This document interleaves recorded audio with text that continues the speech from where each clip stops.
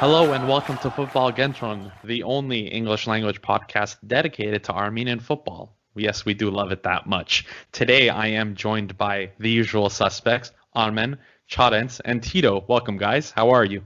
Hello. Hi. So excited. Yeah, 1 month. One month until big World Cup news. qualifiers. We got So big we news have though. we have a lot of topics to cover. A lot of topics today. So we're gonna just get right into it. First off, Brace we're gonna start. yourselves. We'll start off with the Armenian Premier League, which resumed again this week after what felt like an eternity of a winter break that we had. And Ararat Armenia find themselves back on top of the table, probably where they belong, after a 2-1 win over bottom side Punic. Some weird statement you never thought we'd really say.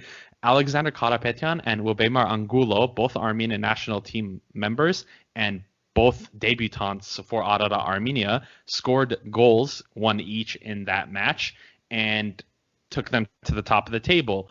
Now, interestingly enough, Ararat is on the top. They are currently tied with Ararat Yerevan, but Ararat Armenia has a game in hand, so they could further extend the lead that they currently have. But speaking of Ararat Yerevan, they continue their winning ways also, led by their manager Vardan Bichakjan, and they are also really trying to push for the top spot. They are a very interesting team because whenever you look at the squad, there's no particular player besides maybe their striker Kone that particularly stands out, but they're a very well-drilled unit, unlike Ararat Armenia, which is like the PSG of the Armenian Premier League, just nothing but money. So that's it's very much an old versus new thing going on in the Armenian Premier League, and honestly, we're getting a very exciting campaign out of it.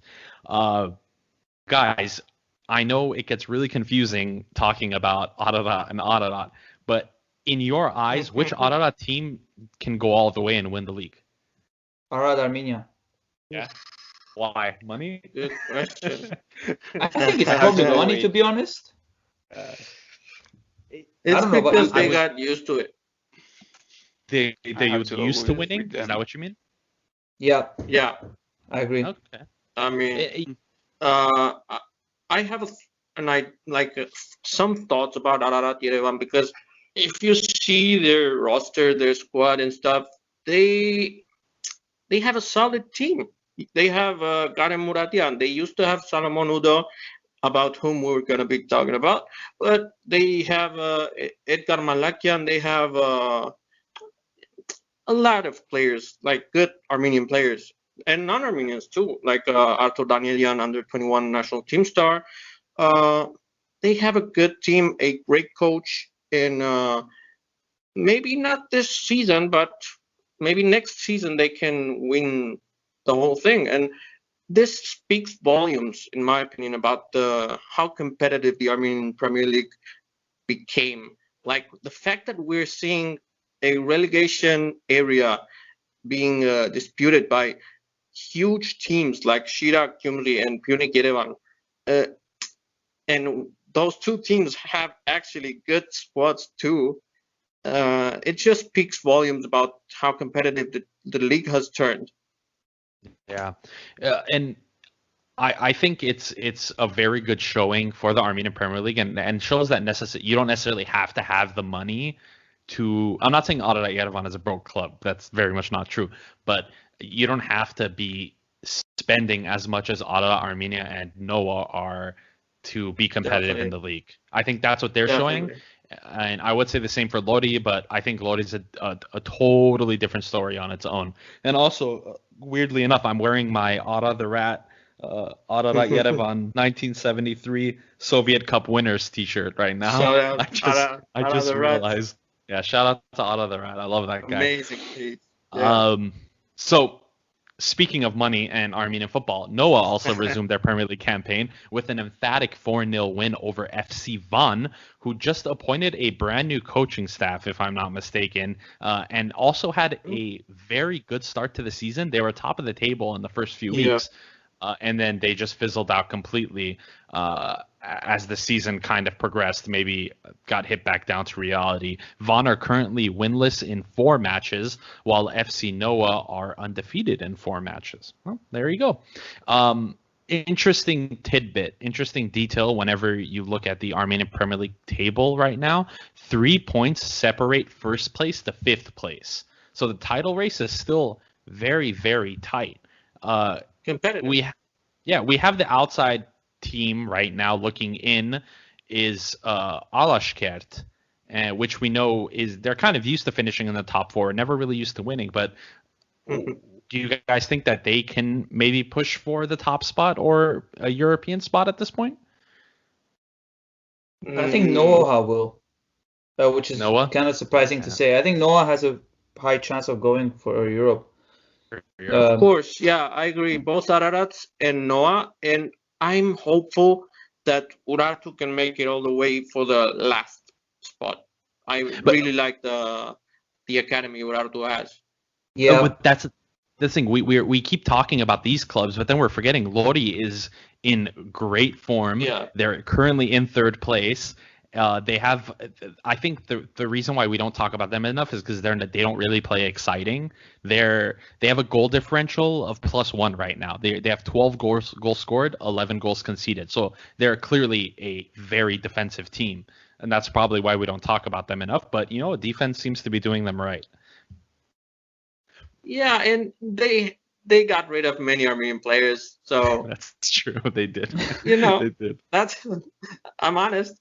Yeah. And looking ahead to next week's fixtures for the Armenian Premier League, we do have a top of the table clash with Adana Armenia taking on Adana Yerevan, which is going to be very interesting. And we also have the derby.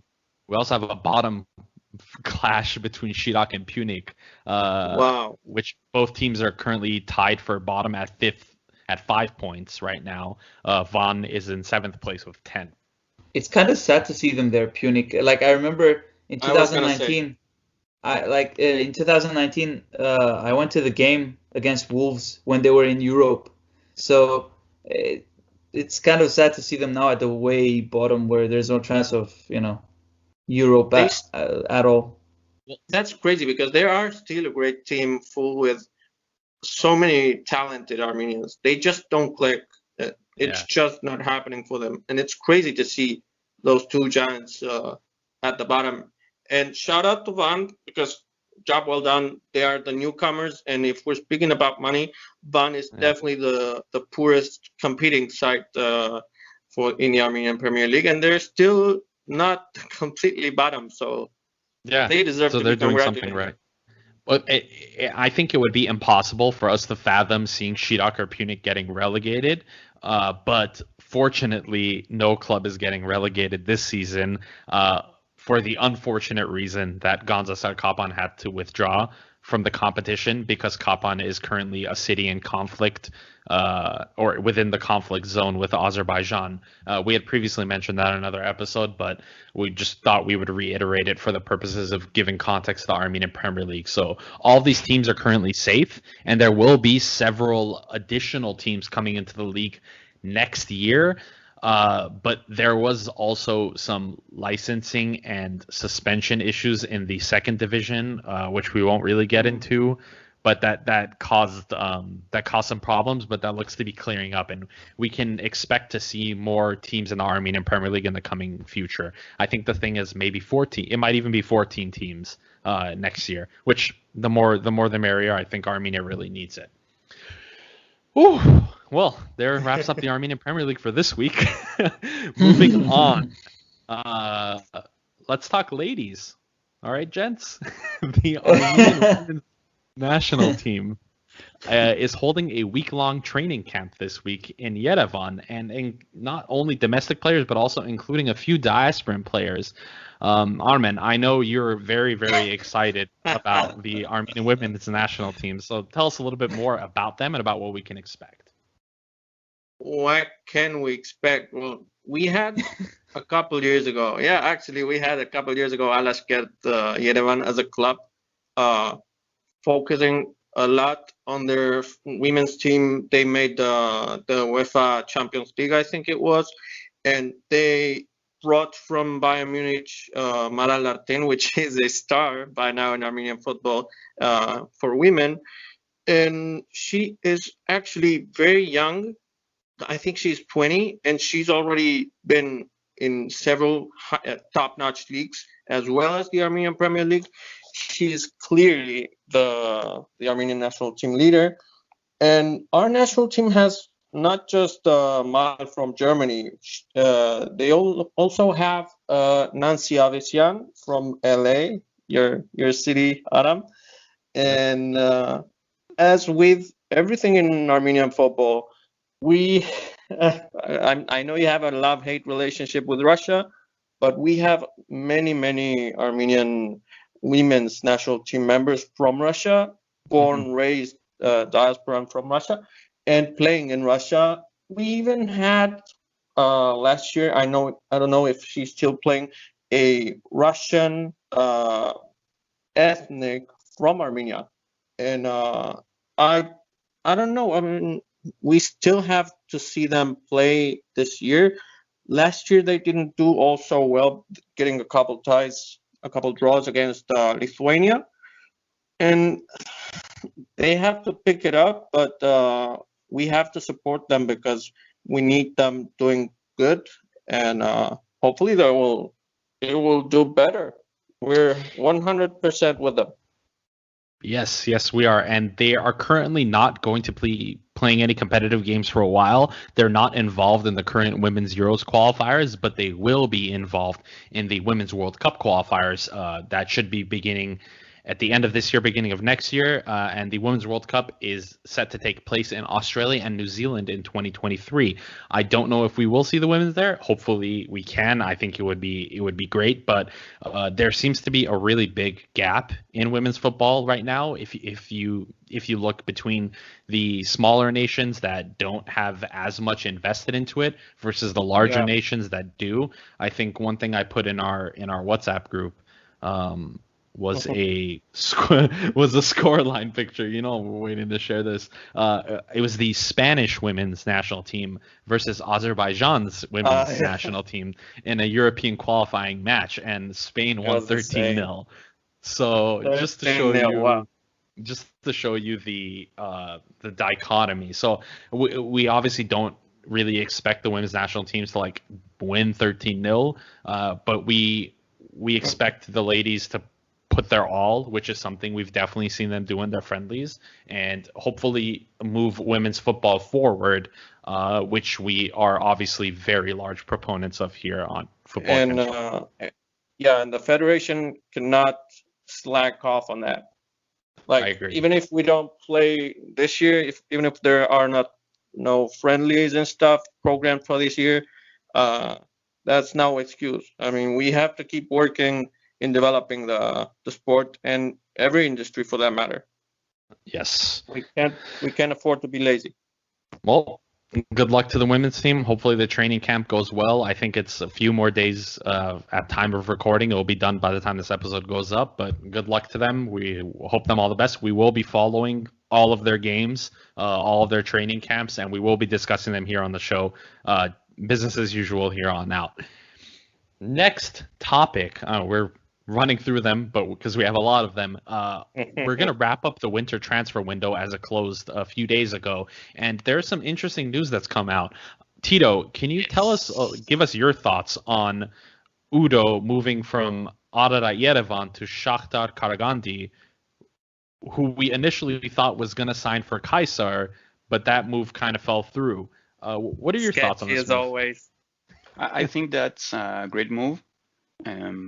Because Shakhtar Karagandhi is playing in Europe, if I'm not mistaken. Mm-hmm. So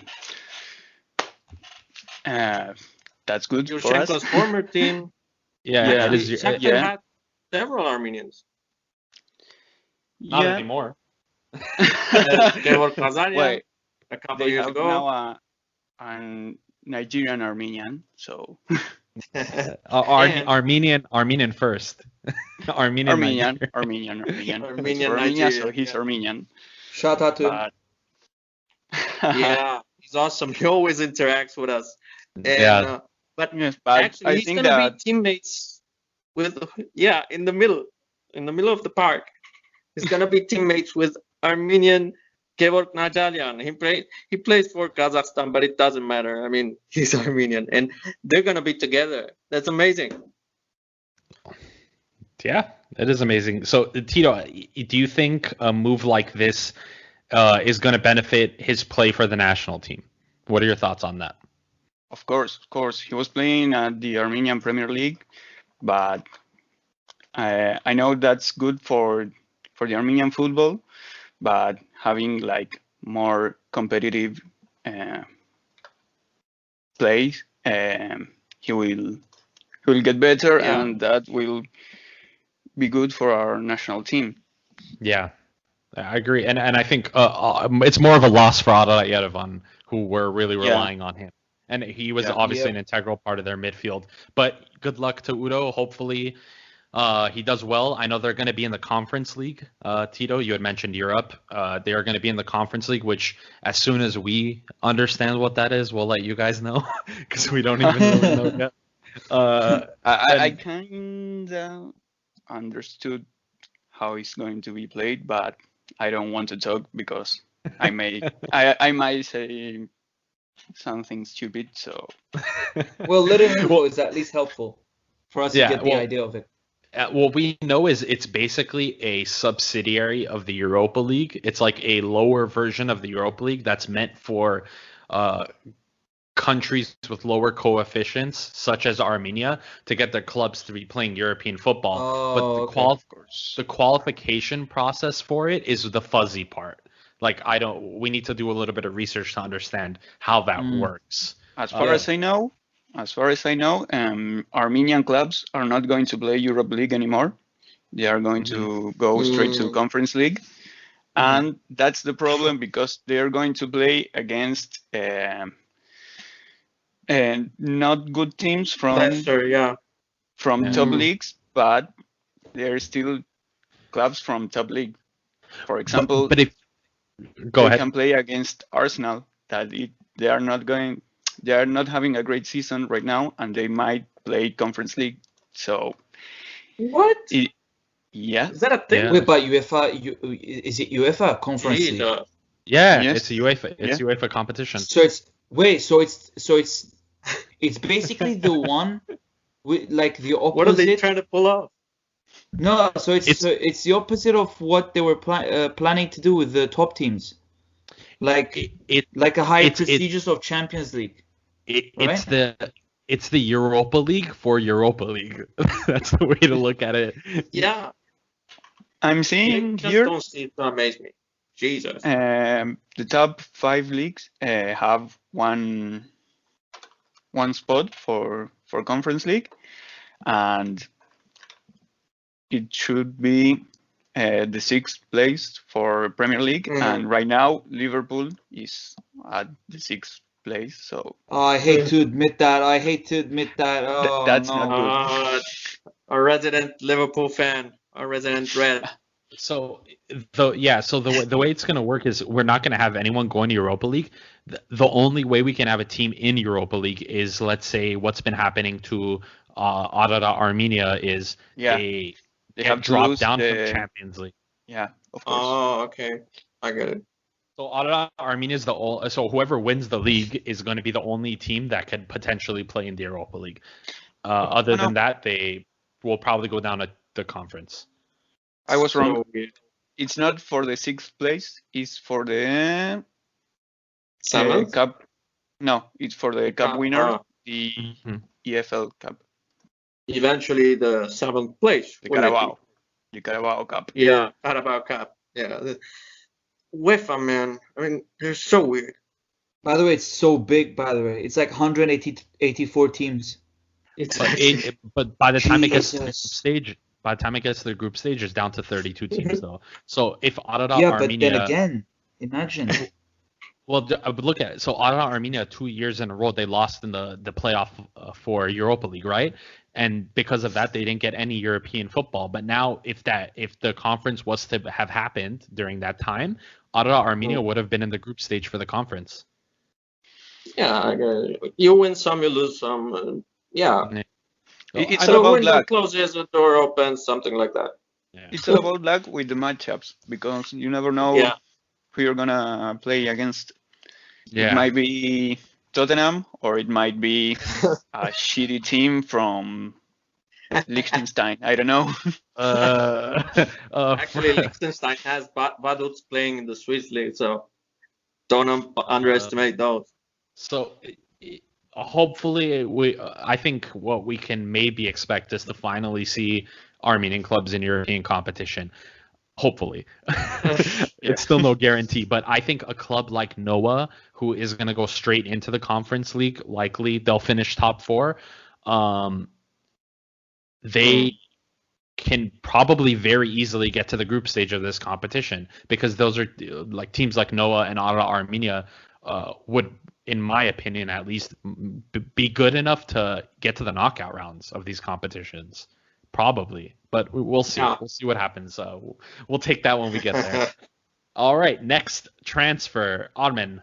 Our very good friend Geram Kadimian, Kovet Kadimian, as he is affectionately called, made a move from Niemen Grodno in Belarus to Kaysar in Kazakhstan. How are you feeling about that one? Great. I mean, this one's actually one of the few transfers in this window. We had like 10 or 15 interesting transfers concerning Armenian players, and most of them were, in my opinion, negative. And this one was one of the few that wasn't, mostly because Kadimian, who has made a great pandemic season, if we will, he has been doing so great last season that he has earned his place in the Kazakh league, which is a step upwards from the Belarusian team. And I'm happy. I'm pretty happy about this because he's a workhorse. He reminds me a lot of a little to Tico Pasehyan, and a little to Sako Adamian, because he's tall, he's fast, he's gifted technically. He can play all around in the midfield and in a striking position. So he has always been, in my opinion, an underrated asset for the Armenian national team. And now he's going to be playing in a league that's a little more fitting to his level. He was always good, and I'm happy about him. I wish I could say the same about our next transfer. And me too. Our next transfer, and this one is going to you, Chadens. Edgar Babayan, who we know bought himself out of his contract at Hobro, this Danish second division side, who was linked to clubs in Germany, in Russia, in everywhere, because he is a very, very talented winger.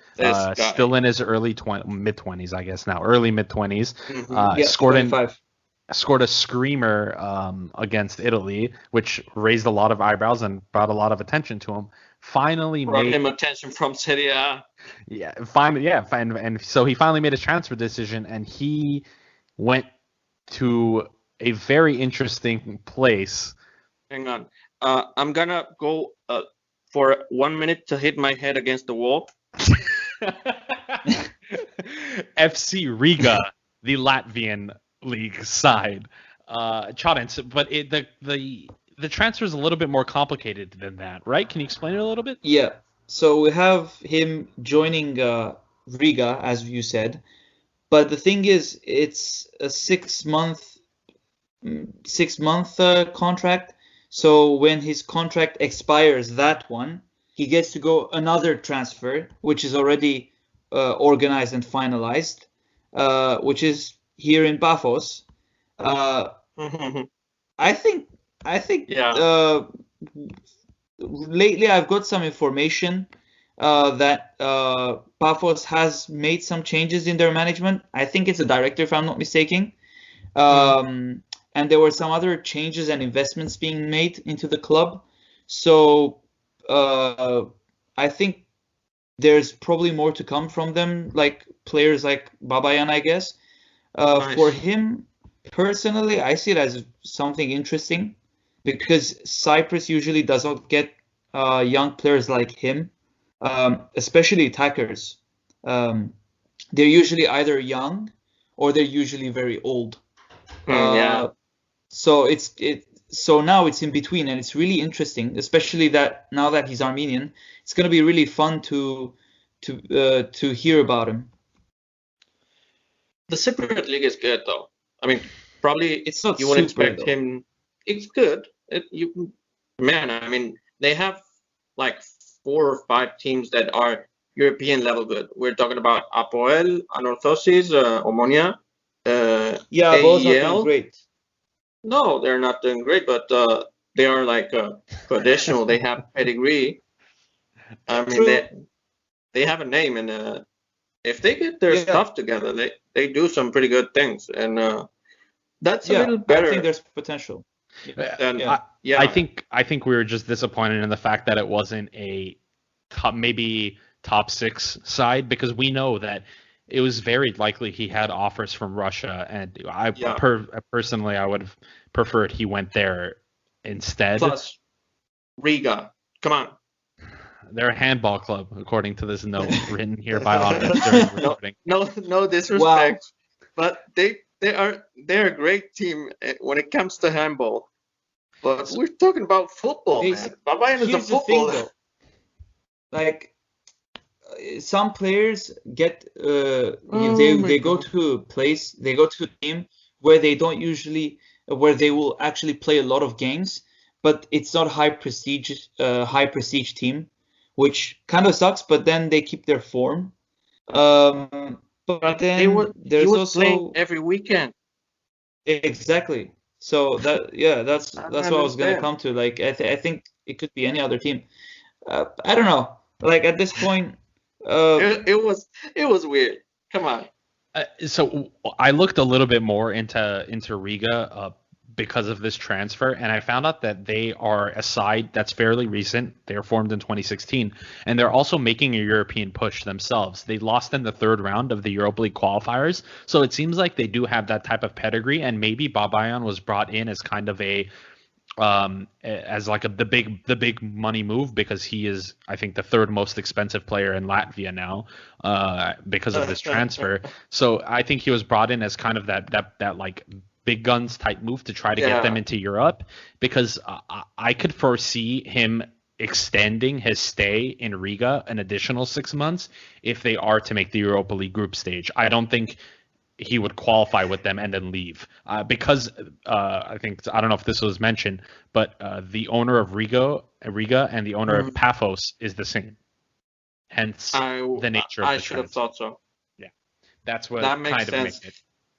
Also, fun fact, I'm not sure about this fun fact, but if I remember correctly, in Riga, Babayan's gonna be playing.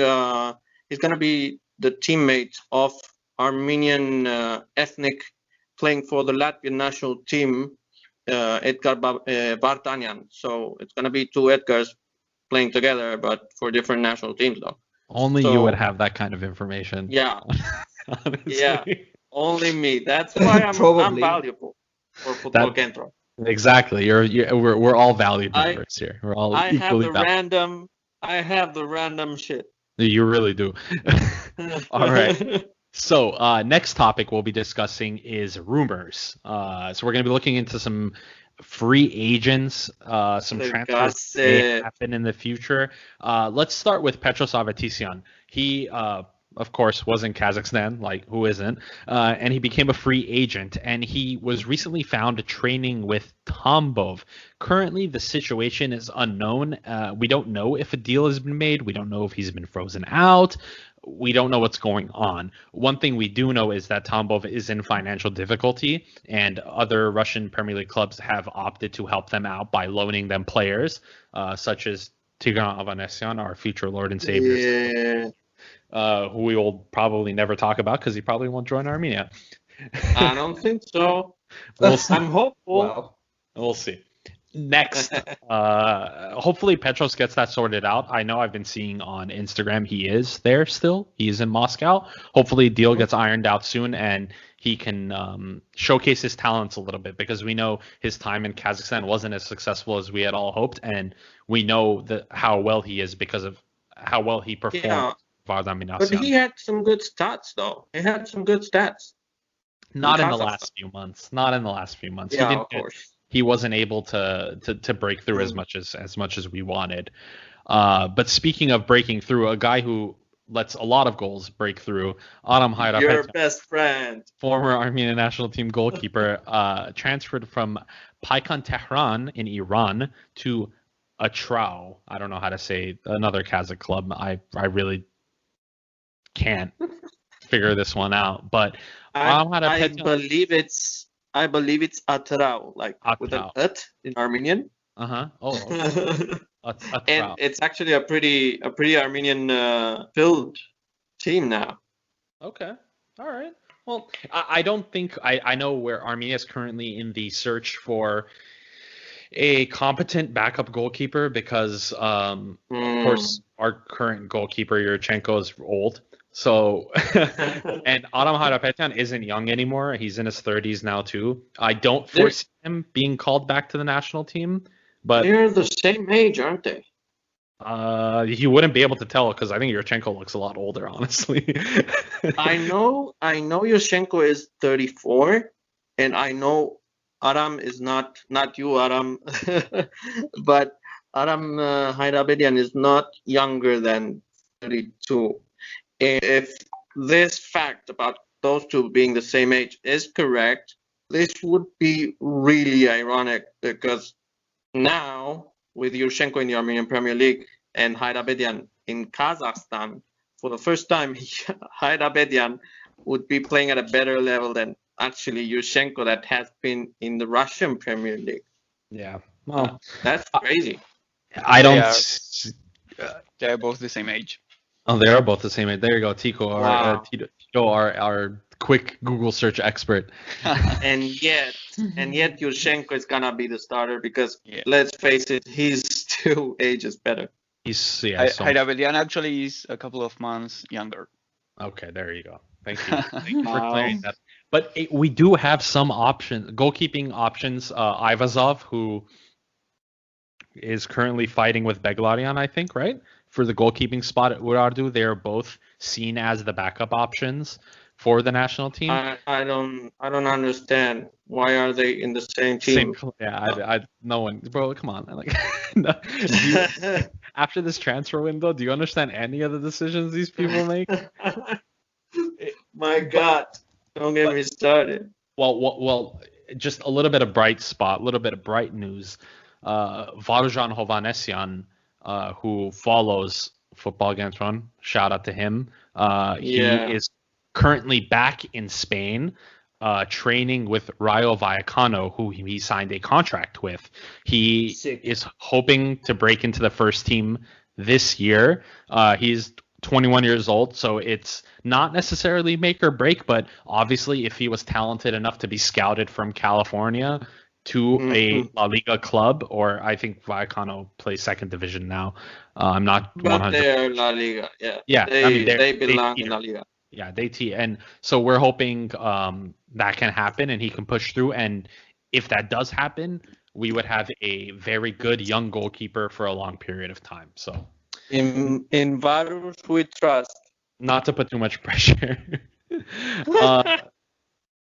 So speaking of a little bit maybe more high-profile players now, Diego Rossi in Los Angeles. Diego Rossi Marashilian from Los Angeles Football Club is apparently linked with a move to Lyon. The current situation is Lyon are offering $15 million for Diego Rossi, while LAFC are asking for 20. This is an interesting one. We're talking about it because Diego Rossi, of course, is Armenian. He has the opportunity if he would like to represent Armenia. He's still not fully tied to Uruguay, but I don't. Highly likely. Yeah, highly likely he's going to get called up for the World Cup. But we just thought it was a very, very interesting transfer because he's obviously one of the MLS's best players, and seeing him go to Lyon would be very cool. Just as a I'm getting a feeling Caparros is hiding him. I don't think they would hide. I think they would parade the shit out of that. Yeah, but they didn't really confirm it yet, so you never know. Well, I think he had confirmed talks, but this was like years ago though. Like when he newly joined LAFC, he had confirmed talks, but he never He did, but he did also state that he wants to play for Uruguay, which makes total sense. I mean, if you think about it, and that we can't hold it against him. Like we can't hold Yuri Jorkaev's decision or Alen Bohosyan's decision. Both of them ended up becoming world champions with France, and they actually made so much for Armenia that way. Like they got higher in their careers and got the opportunity to help like that. Same goes to Antranik Timurian with Iran. He captained Iran in the World Cup. Yeah, I remember. Exactly. And if that's not enough, Diego has actually a younger brother that is still at pretty good level, because his younger brother Nicolas, who is 19, I think, right now, plays for Peñarol Academy, which is one of the best academies in all of South America. And he, like Nicolas, the younger one, stated that he wants to play for Armenia. Like he didn't even doubt it. And Nicolas just needs to make his own career and make the best of whatever assets and resources he has, which he will have plenty of, because he's very talented. And hopefully we can see him like in the newspapers soon. I think we will. I think it's a little too early right now, but in a couple years, I wouldn't be surprised if Nicolas makes a move, whether it be to MLS or something. Like I would not be surprised if LAFC were to sign him, purely on the fact that he is Diego's brother and he is tipped to be probably just as talented. I think it's likely that as well, because like now with MLS, they're also focusing on young players, and Alphonso Davies just became the best example of that. So I think it's a good path either way. Whatever happens, as long as it gets them playing football, it's good. They need that kind of spirit and form to keep going, and in the future make any kind of move possible. Well, speaking of making things possible, the agent of Henrikh Mkhitaryan, Mino Raiola, is the master of making things possible. And Mkhitaryan, who is in a really awkward contract situation currently with AS Roma, he has the option to extend for an additional year. He can make that choice. I believe he has until June of this year. And some interesting news has come out in the press recently, linking him to all-time champions Juventus in the Serie A. Tito, Mkhitaryan, Juve, is that a match made in heaven? First, I want to say that I don't like Juventus, but it's the biggest club of Italy, so it would be great. Yeah. He would share a team with Cristiano Ronaldo. It would be amazing.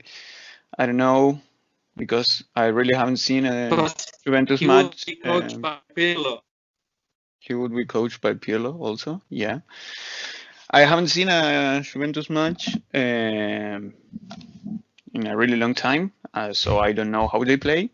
So I don't know if it would be a good fit, but it's a great club, so of course it would be something good. Okay. I think it would be huge for his name, but yeah, it's not for marketing. Great. Yeah, for marketing, for Armenia. It's not super great though.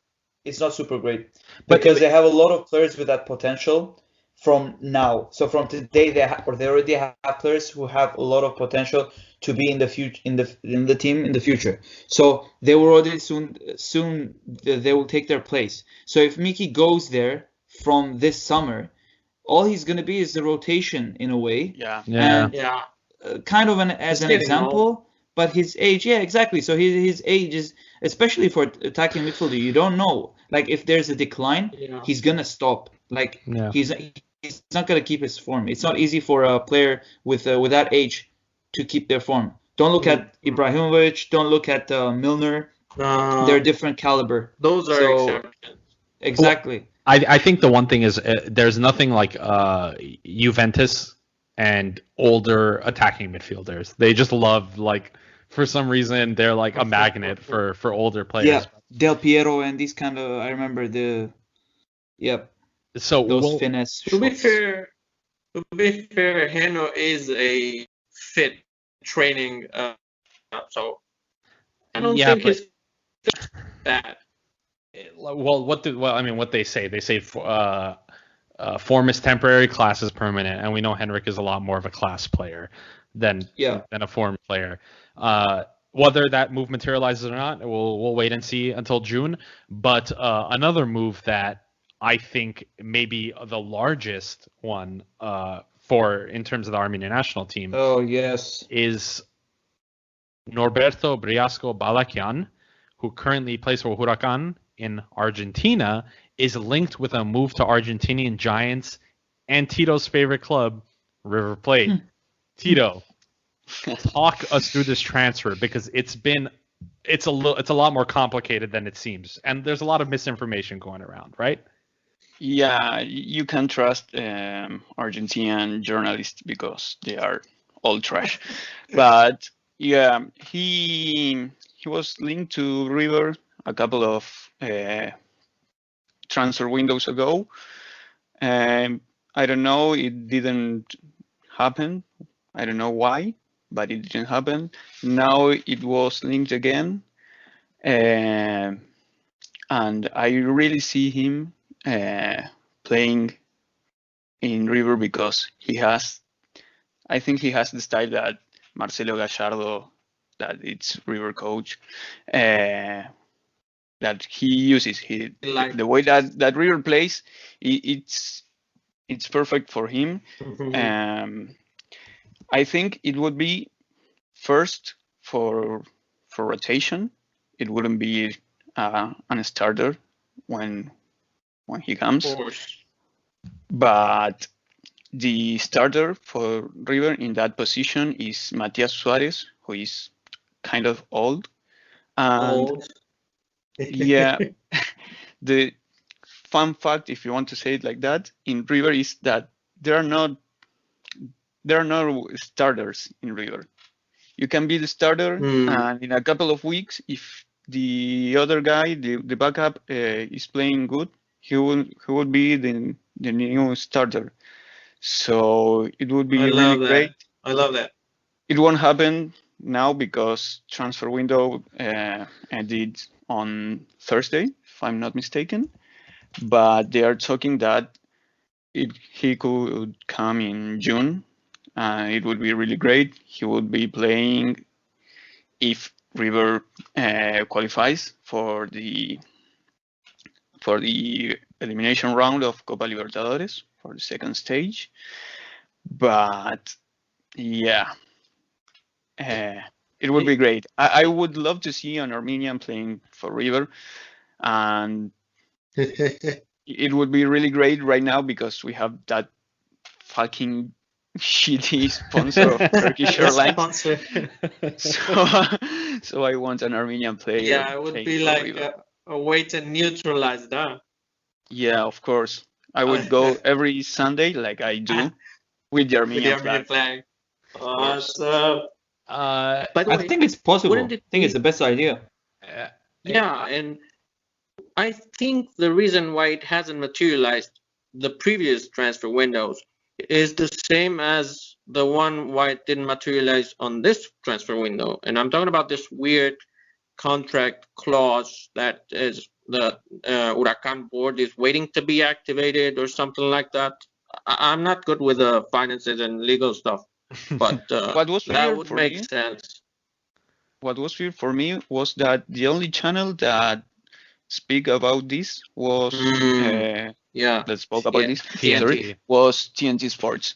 So that was weird. and it made me think that this was something just to boost up his contract. Great. So Yeah, it was it's not crazy thinking that he could join River Plate on this summer for mostly Europeans or American listeners, but here in Argentina is winter. So yeah. Here in June. So speaking of the finances of it, so the deal would be around $10 million according to that contract clause that Armen was speaking about. His contract runs until June of 2023. It was originally thought it was 2021, but that's how it was like. I mean, if you looked on Transfer Market, it even said 2021, but apparently it's 2023. And in June of 2021, his release clause goes up to 10 million. That's why they're holding off. That's the one. Yeah, I don't see Rivers spending that much money on a national player, on a local player. Yeah, on a foreign player. But I don't think that River is gonna use that option. I think that they would find a loophole. No, they won. I'm sorry. They would have to negotiate with Huracan, and there's no good relations with them. But Between the club, River's president have no relations with anyone, so that's not and good for this. That would harm the negotiations. Yeah, of course. But one thing we do know, that the board chair of Huracan has come out and said that, one, they never received a formal offer from River, and two, they said that they've already received offers and interest in Balekian from European clubs. So please, I think it may be. I mean, if the move to River doesn't materialize, I think that Balekian has already attracted enough interest in the European front, Western Europe, that I think a move will very likely happen for him this summer or Argentina. We need him crossing the Atlantic. We need him close to Armenia for the national team camps. Yeah, just not in Armenia. Just play in another country. Or Eastern Europe, in Riga, for that matter. Yeah. No, not Latvia either. Well, okay. Forget that. Moving. Speaking of Armenian players abroad, our next topic is Armenian players abroad. Armenian national team right back and leader. This is directly written here by Armen, and leader Hovhannes Hambarzunyan scored his first league goal for Cypriot Giants and Orthosis, which is a huge boost to his confidence, as if scoring the Nations League winner wasn't enough. A perfect header from Hovo sealed the team's 1-0 victory over. Chonitz, you got to help me with this. How do you say that? It's literally just a Doxa Nicosia. Yep. Help his team stay in the fight for UCL spot. It's pretty decent. It's getting competitive. It's getting really competitive, and I hear it a lot from my futsal players. They're constantly talking about how it's getting competitive, what's going to happen. So it's quite big for Anorthosis. Actually, I want to see them in Europe. Oh, tell. I mean, you're obviously our resident Cypriot, so you tell us what's the league situation looking like in Cyprus right now? It's very close between Apollon, from what I know. Apollon, and there's Aboel is way down. Like most of you know Aboel. Yeah, they're really falling apart. Are they out of the? Are they out of the race for European spot? Apoel. Yeah. Well, they're way out of. They're 26 behind. They're way out. Yeah. Oh, that's insane. Yeah, it's very close though between Anorthosis and Omonia. So Omonia is at the top currently. There's Anorthosis is fourth, so there's like 5 points between them. Wow. Yeah, so it's getting actually very competitive. And the thing is, the Cypriot the table, the way it works is that they separate into two, so like relegation teams and whatever. So and a conference is playoffs. Yeah, so it's like two separate groups in a way. Yeah. Aboel is actually the top of the relegation group in a way. Okay. So so when they separate, when they so when they separate, Aboel has a chance of playing Of being relegated. Yeah. Wow. Basically, now that we're talking about Doxa, so that you have a clear idea, Doxa is right below Aboel, just with that loss. Yeah. So I don't know. Anorthosi is actually a good, solid team. A few years ago, I believe they went to Europe, but they didn't qualify. Yeah. So Hampartsumyan was in traditional. Europe. Yeah, Yeah. they are. They're one of the oldest teams. So hoping to see more Armenians in Europe, actually. So it's good. I think with the whole UEFA Conference League, we're going to see a lot more Armenians in Europe in general. Well, obviously the level of competition is the part that's going to be a little bit like whatever, a little bit weird, but complication. Yeah. Behind probably. But you know what? It'll be good. We're very happy for Hovo. Obviously, he's been huge for the national team.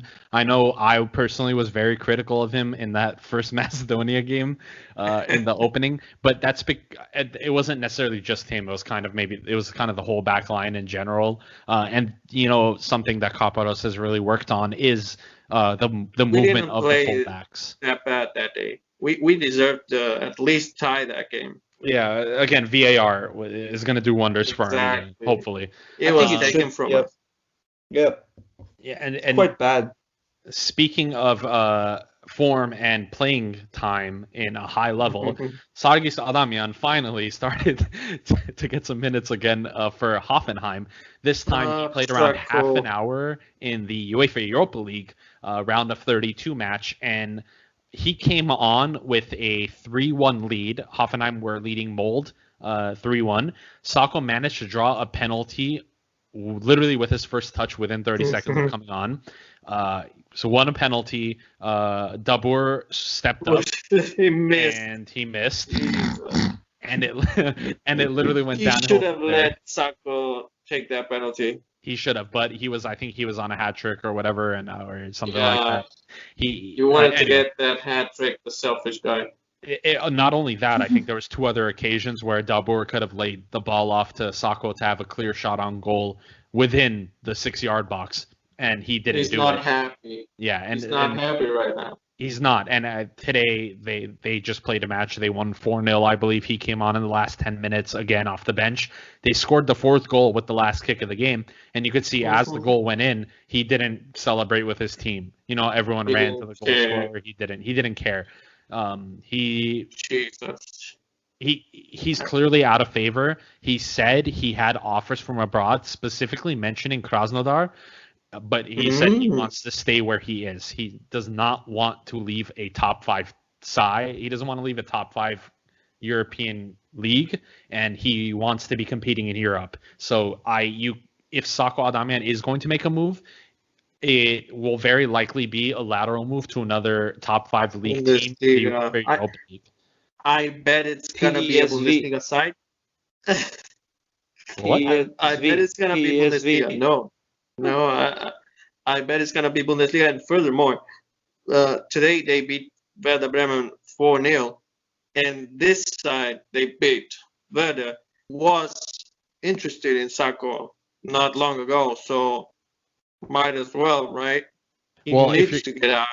If he goes to Werder Bremen, he's going to be competing with Josh Sargent for the starting spot, and Josh Sargent is the U.S. national team starting striker, and he's like he's the big hopeful, like super young, really talented. He's competing with Kramaric and Belfodil. He's competing with Algeria and Croatia starting strikers. I mean, that's what Bundesliga implies. And Bundesliga is top notch. Yeah, well, I don't like that guy. I mean, I like him because he's on form, though. He's on form. You could say that, and he's all buddies with Sako and stuff on a personal note. But on a football level, I think he's way too wasteful for a striker. And he doesn't play for the team enough. And so And actually, you can see that on the table. Hoffenheim, even if they won today, they're not doing good. They're up to 11th, I think. They just switched spots with Werder Bremen, basically. So we'll keep close tabs on Sakho. Obviously, we need him playing as much as possible with the World Cup qualifier matches coming next month. We need him in form. Yeah, definitely. We'll see what happens. There are some other players getting some serious playtime in Europe. Andre Kalasier, great start so far in Greece. He's getting a lot of playtime. He's clearly like an anchor to that team. They were very much looking for a player like him. Gevorg Kazaryan has been on and off the bench. Really depends. I think they played PAOK this week, and he didn't come off the bench. And of course, PAOK did PAOK things and won 4-0. Yeah. Just a funny side note, just for that small little funny fact, IL, his main team that he's loaned from in Cyprus, is actually second. Yeah, that was an odd move. Exactly. I don't know why he left IL. He probably should have just stayed, but he wasn't getting much play time there either. So yeah, I think he actually stated that his coach told him that he wouldn't have him in consideration for much playing time, and that he was like open to letting him go on loan if Gevorg wanted to, and he did. He wanted to get more playing time and chose Lamia for that. Yeah, well, it makes sense, especially at his age. He's winding down his career, and at this point, he's hoping just to get a few more minutes under his belt. He's in terms of the national team picture. I don't see him starting, despite obviously he had a great performance in the Nations League, the tail end of it. But now that everyone is back and fit, knock on wood. Yeah. Hopefully, I don't see Kazaryan starting or being in consideration. Even if not as a starter, though, I strongly believe Gevorg and some other players like him would be a great asset for the national team. Like from an experience point of view. I get it, but if you're starting, like if we have our starting lineup and the players that aren't going to be starting, we're looking at Koryan, probably not starting. We're looking at Bichakjian. He's not going to be starting. We're looking at Babayan. He's not going to be starting. Please. Not anymore. not in Riga. So those are three young, amazingly talented players that can come off the bench and make a direct impact. And in terms of long-term growth and progression, it's better that those players come off the bench rather than Kazaryan.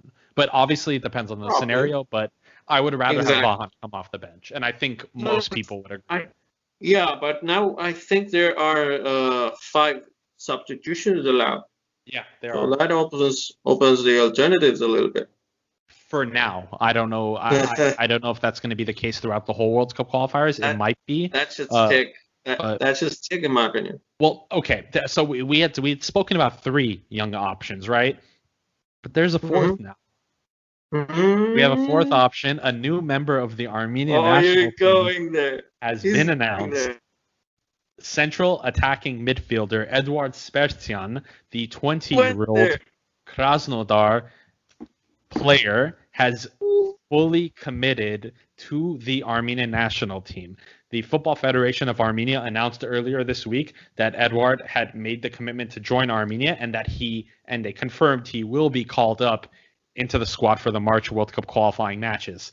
I'm getting goosebumps.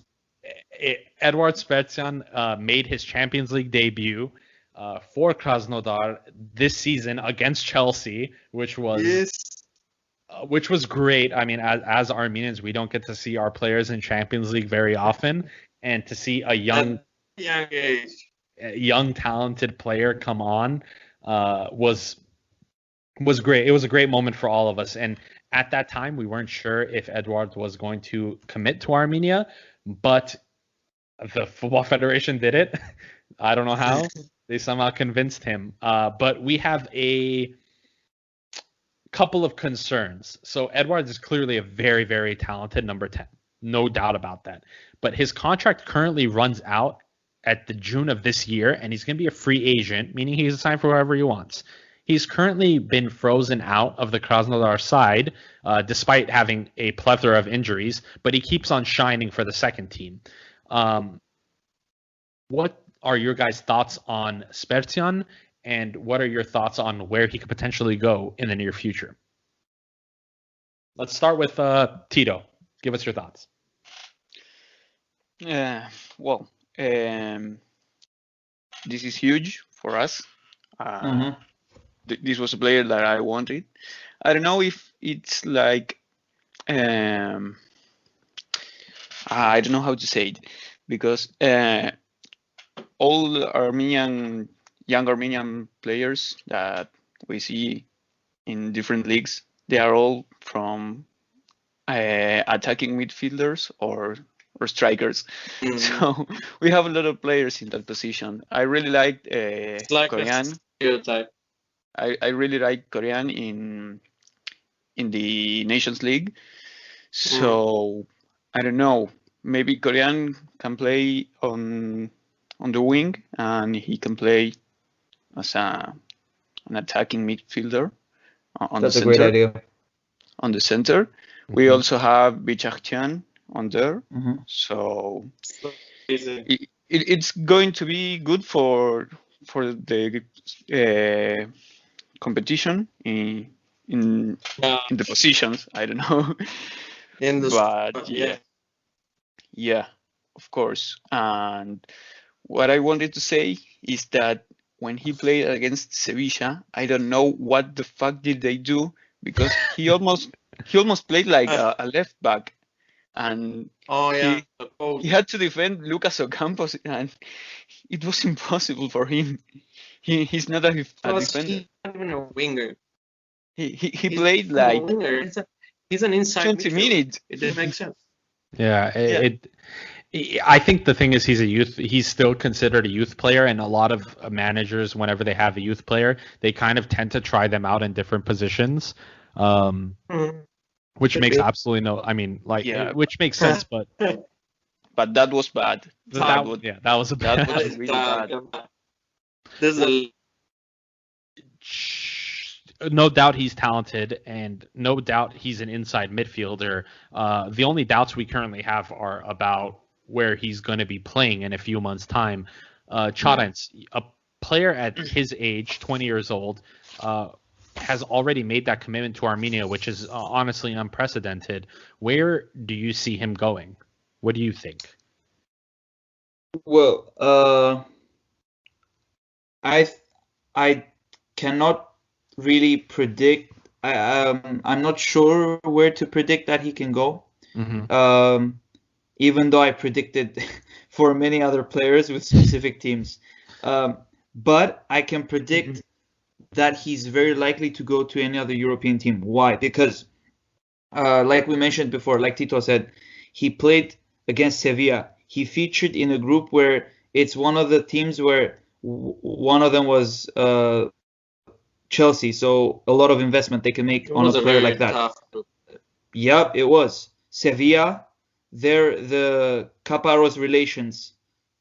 There's a chance that he could join from there. And Lille was the other team. Lille is actually investing a lot on players with this kind of age. For example, Renato Sanchez, they actually loaned him. Osmihen, if I'm not mistaken, if that's the way his name is, the striker, him. They tried to go for, they got Origi for, I think they had him basically. For a year they loaned him back. So they're a team where you can develop. There's room for development. So I think he appeared on the big stage in the Champions League. So I think from this week on, I think Spertsyan's mind is, okay, I'm frozen out, but I'm playing well in the youth team. I'm getting a name for myself. So in the next month that I've got in the big stage, even though it's just qualifiers, he's got in the big stage of World Cup, against interesting teams. Mhm. What can I prove to the world? What can I show of my skills?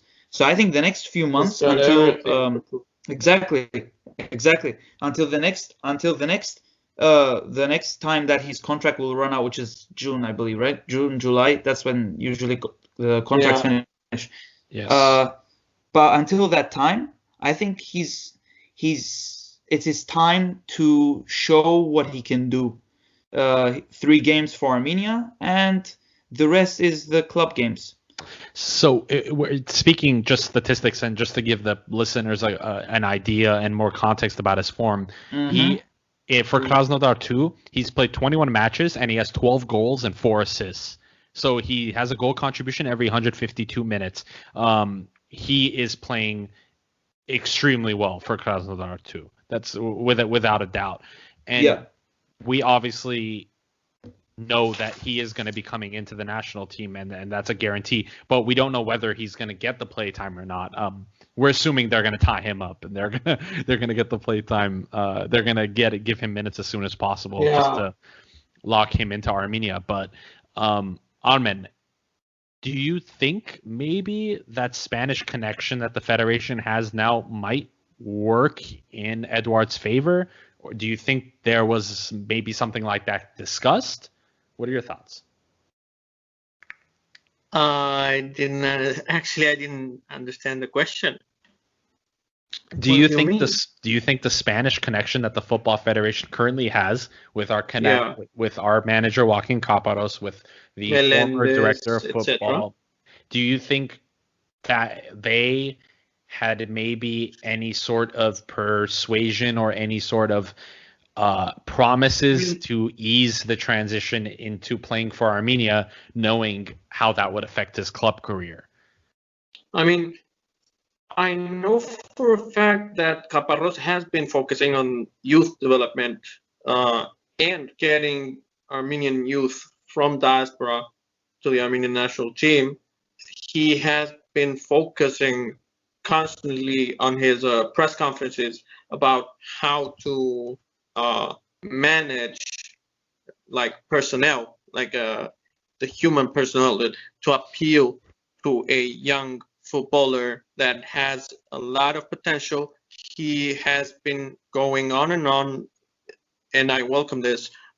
He's been going on about how to make the most out of talented young players, and how his previous experiences at Sevilla and Bilbao, how he's gonna extrapolate his experiences in Spain, in those Spanish heavyweights, into the Armenian national team. And I always thought he meant, I don't know, his boy Sero Pikorian, Baham Pichakchian, Shakorian, and now he's adding the actual diaspora teenage talent to it, and it's gonna be amazing to see what Caparros has in store for Spertsyan, because I know he's gonna do great with him. And even more, I know that Spertsyan, and you've been talking about this a couple times too, Adam, so you're gonna back me up on this. We know Spertsyan is not the end of it. We're hoping he's not the end of it, because there is a conglomerate of Russian Armenians that are currently they are currently all over the Russian Premier League right now, and these are players that are very young, and we had purposefully left them out of our Future Stars episode that we did. Part 2 coming sometime soon, probably in a couple months' time. But we purposely let them out because we weren't sure whether they were going to commit to Armenia or not. And obviously, we're hoping that the introduction of Spertsyan maybe has some sort of domino effect and encourages more of these young players to pick Armenia over Russia. Setting the precedent. It's the first time we're seeing this. And we know of other instances where the federation has approached players. I believe it was Tiknesian who has said already publicly the federation has reached out to him. He just said he's not ready to make a decision yet, which obviously we know that they're kind of playing their cards not necessarily close to their Exactly. chest, but more of they want to make sure they are in a great place in their career before making that Exactly. decision, so that it can't That's negatively it. affect them. They need to step on solid ground before making such a career-defining decision. Exactly. Otherwise, they would be frozen out, like it happened to Simonian, Ampatsumian, etc. So, but I'm confident. I don't want the Russian Federation listening to this because I don't want to give them any ideas. But but I am hopeful and confident that Nair Tiknisian and actually Artem Avanesyan are both the CSK youngsters. They're both gonna pick us. I'm very confident about those two. I hope so. Tiknisian is a fantastic left wing back. Avanesyan is a defensive midfielder who can bang goals from distance, and he's very, very solid on the ball already. He's the captain of the Russia under-18 side already, so he's clearly a humongous talent. We also have Zakharyan, who's a central midfielder who plays for Dinamo. That's the next big thing in Russia. I'm telling you, he's the next Andrei Golovin. So we'll see. And I know, Armen, you put together this table that we see, where the current Russian Premier League clubs that have Armenian players in their first team. We have CSK Moscow, who's in second place. We have Sochi, who's in fourth place. We have Rostov, who's in fifth place. We have Dinamo Moscow, sixth place. We have Krasnodar, seventh place. We have Khimki, 11th place, and we have Tambov, 16th place. All of these clubs, 1, 2, 3, 4, 5, 6, 7 of the 16 clubs in the Russian Premier League have Armenian players playing on the first team. And the one in Tambov is actually on loan from CSKA. Yeah, so we just had 2 players leave Tambov as well. But yeah, just to point out that we have had Armenian players playing in Russia before, but I'm sure, Armen, you will agree with me here. They were always playing for the lower sides, for the Ufa, for the Ural, for the Rotor, for Arsenal Tula. Never really. I think maybe the best one we had, obviously, because you can't leave them out, Euro Movsisyan and Aras Ozbilis when they're playing for Sparta. Other than them, they were like the exceptions. Yeah. Now it's the other way around. Yeah, and right now, what other clubs they play for? Pizzeli play for Cuban Krasnodar. So did Ozbilis, and they're not even in the Russian Premier League anymore. So there you go. Bankruptcy. Yeah. Sketchy economics. Russian economics. We were posed a question on Twitter by one of our listeners, who was essentially dumbfounded, like many of us were, and asked us, why Kazakhstan? Armen and the boys, the rest of you guys, we'll go one by one. Why do you think Armenian players keep choosing to go to Kazakhstan? Start with you, Armen. What do you think? It's clearly a combination of factors here. Because first and foremost, Armenia, much like Kazakhstan, Russia, and a couple of other lesser football countries, are members of the Eurasian Economic Union, in which is mostly concerned about business. But they found a way to make this membership, this international alliance, extrapolate to football as well. And now, as for maybe 2 years now, Armenian players do not need any particular paperwork to play in Russia, Kazakhstan, or the other Eurasian Economic Union leagues. So they don't take foreign spots anymore.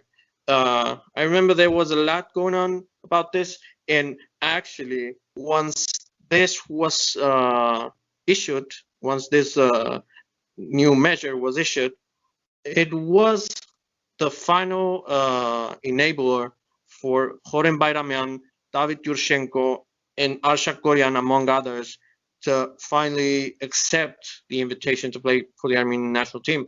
And now we're getting more and more Armenians from Russia, from Kazakhstan to play for Armenia, and at the same time, we get more Armenians from the Armenian Premier League to leave for Kazakhstan, which is also naturally better in football terms as a league and pays a lot more than the Armenian National League, like than the Armenian Premier League. So the key is that Armenians don't need paperwork to play in Kazakhstan and Russia for that matter. But Russia is, in my opinion, too much of a jump. Kazakhstan is more of a stepping stone. Okay, I get that. I get that argument. Tito, what are your thoughts on why Armenians tend to go to Kazakhstan rather than other countries or even Western Europe? I think I only need one word, and that word is money. How much money can these clubs possibly offer, though? I don't know, but Pretty much. but everyone's going there, so Money- yeah, Remember, there were It's money. big players from like all around playing in Kazakhstan. Wagner Love, like a Brazilian striker, my Wagner God. Love, Arshavin, Timur Shuk from Ukraine. There was this French guy. I don't know if it was Valbuena or another one, but Kazakhstan is an oil country. Don't forget that. Yeah. Well, Chadens, what do you think? Why Kazakhstan? I don't have factual basis, but I would really say what Armin said. But also, I would add that it's football level development in a way. It's not. It's Europe. The more west you go from Armenia, let's say, since we're we're talking about Armenia and Armenian football. The more west you go, the more the football develops and the tougher it gets, and the more value, the more high caliber it has. The more east you go, it's lesser of the sport. The sport is not Less that much of a demanding. big deal. Yeah. Even though there's money, specifically China, there's a lot of money, including in futsal. It's not the money that goes in the pocket of the players only, but the just like the way it's easily influenced for the players to play football. It's easier for them to just go there. So also the distance as well, if you think about it, really. Also the Russian environment, I guess. Yeah, that the post-Soviet sphere of influence. Yeah. Well, on that note, we have a very exciting next month coming up. In the next podcast, we're going to start looking a little closer into the upcoming World Cup qualifiers that Armenia will be participating with. We will be making our predictions of who will make the Armenian national team squad. So that's going to be something interesting to look out for. And also any other usual news, players abroad, things going on in the Armenian Premier League. Don't forget to reach out to us, ask us any questions if you have. Follow us on Twitter at Football Kentron. Follow us on each of our own social medias, which are linked down in the description, and also on our Twitter and Instagram accounts. And yeah, that's it. That's our show for today. Thank you for listening. Spertsyan. Welcome, Spertsyan. And on behalf of myself, Armen, Tito, and Chadens, thank you for listening. Goodbye. Bye, everyone.